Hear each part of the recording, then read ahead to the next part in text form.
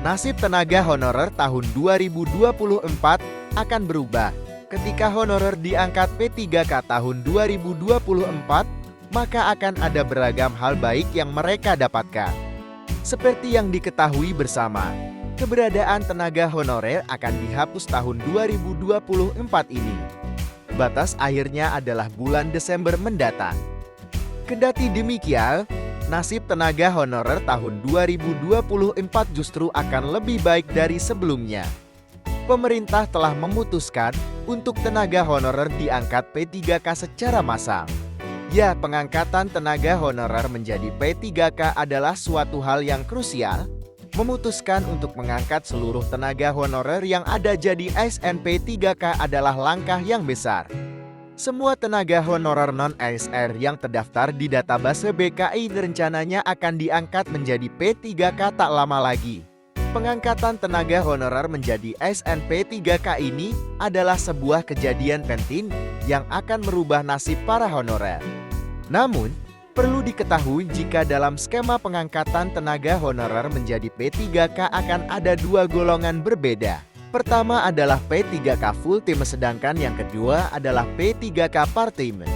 Keduanya cukup berbeda antara satu sama lainnya.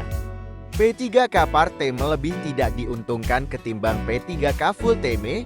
Dalam hal ini, P3K full time akan memiliki penghasilan yang lebih. Secara bertahap, keberadaan P3K part time akan dialihkan menjadi P3K full time. Ini akan terjadi jika kondisi keuangan instansi tempat mereka bekerja mencukupi untuk menggaji. Namun, terlepas dari itu, semua para P3K akan mendapatkan beberapa hak istimewa. Berikut ini adalah informasinya. Beragam hak yang akan diberikan oleh pemerintah kepada para P3K.2. Kemenak.go.id.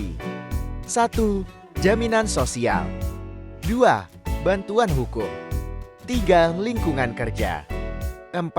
Pengembangan diri. 5. Penghasilan. 6. Tunjangan dan fasilitas. 7. Penghargaan yang bersifat motivasi.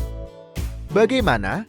Apakah Anda tertarik dengan beragam hak yang akan diberikan pemerintah kepada para P3K ini?